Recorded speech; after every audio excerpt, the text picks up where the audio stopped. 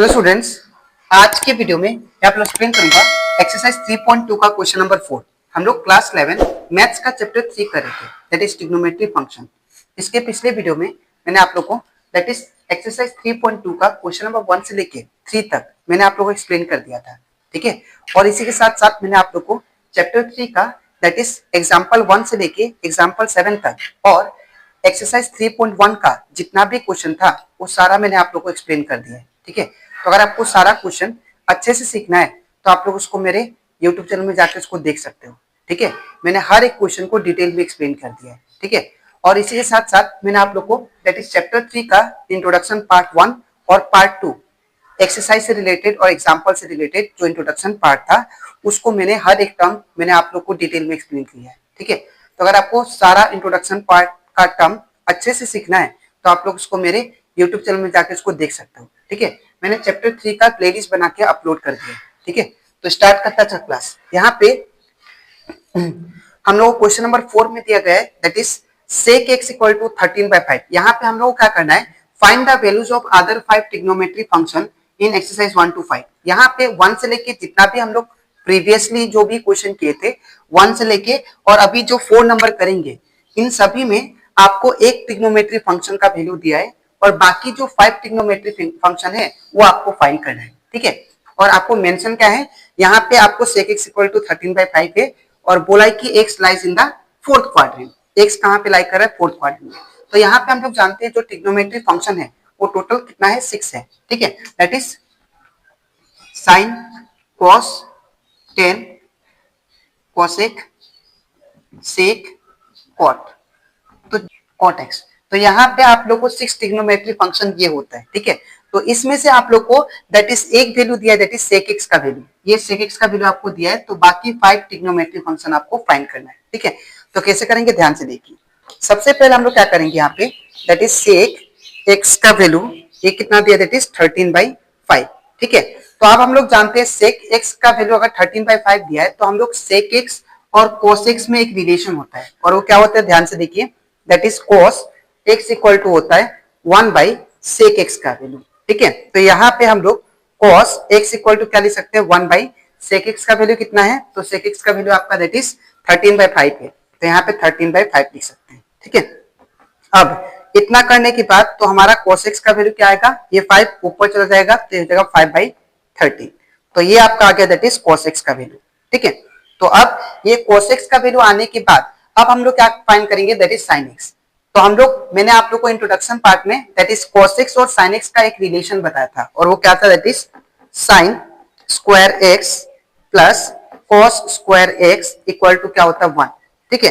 अब यहाँ पे अगर आप लोग ध्यान से देखो तो अगर मैं यहाँ पे that is sin square x निकालना चाहूँ तो मुझे क्या करना पड़ेगा, ये cos स्क्वायर x को राइट साइड भेजना पड़ेगा, ठीक है। तो ये क्या होगा, that is sin square x equal to 1, ये प्लस था इस साइड जाने से माइनस cos स्क्वायर x, ठीक है ना। तो अब मैं क्या करूंगा, यहाँ पे साइन स्क्वायर एक सेम लिखूंगा 1 माइनस, अब यहाँ पे cos का वैल्यू कितना है 5/13, तो यहाँ पे 5/13 पुट करता हूँ, ठीक है ना। और यहाँ पे स्क्वायर का स्क्वायर, इसके बाद यहाँ पे साइन स्क्वायर एक सेम लिखेंगे हम लोग इक्वल टू 1 का 1 नीचे कुछ नहीं मतलब 1 फिर माइनस, अब ये जो स्क्वायर है ये दोनों का साथ होगा, 5 का स्क्वायर कितना होगा दैट इज 25 और 13 का स्क्वायर कितना होगा दैट इज 169, ठीक है। इतना करने के बाद मैं यहाँ पे करता हूँ। अब यहाँ पे क्या होगा, अब मैं यहाँ पे that is sine square x का सेम लिखूंगा sine square x equal to, अब मैं इन दोनों का एलसीएम लेता हूँ, ठीक है। तो अगर इन दोनों का एलसीएम लूंगा तो कितना होगा 169, ठीक है।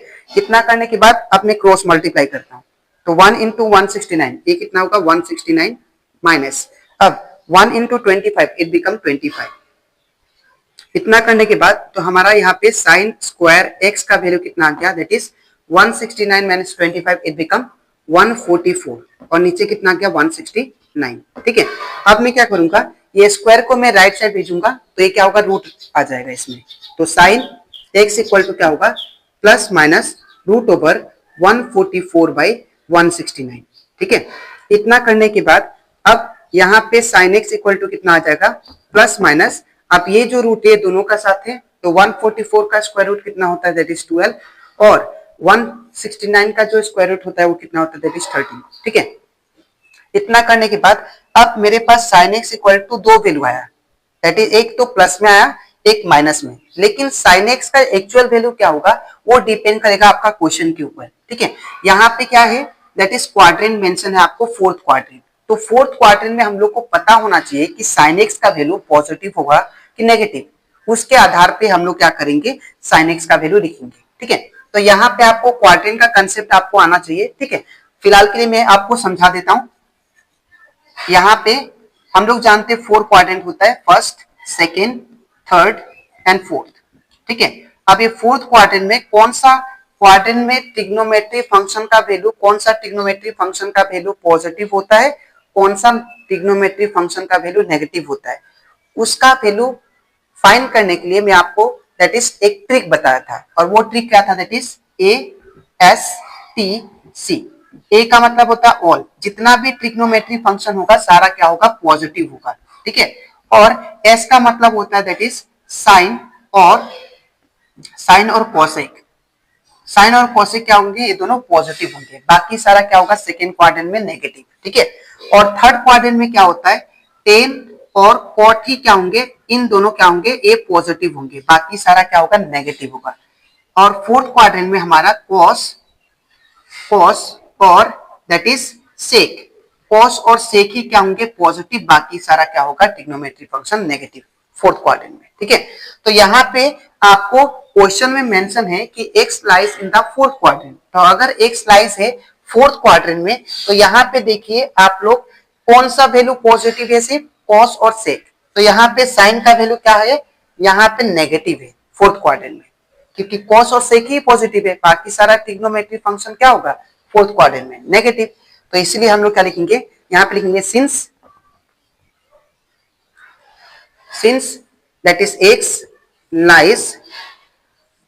lies in fourth quadrant, x lies कर रहा है फोर्थ क्वाड्रेंट में, तो देयरफॉर यहाँ पे जो sin x का वैल्यू होगा वो किस में होगा, -12/13 माइनस में होगा, ठीक है। तो ये आपका आ गया sin x।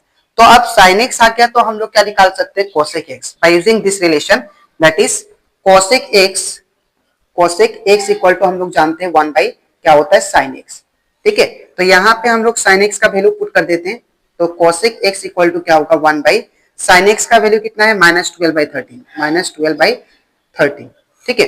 तो अब यहाँ पे इसके बाद हम लोग यहाँ पे करता हूं मैं, ठीक है। तो यहाँ पे हमारा cosec x का जो वैल्यू होगा वो कितना आएगा, देखिए जो 13 है ऊपर जाएगा, ठीक है। तो कितना हो जाएगा, दैट इज 13/12, वो भी माइनस में, ठीक है। तो ये आपका क्या आ गया, दैट इज cosec x का वैल्यू, ठीक है।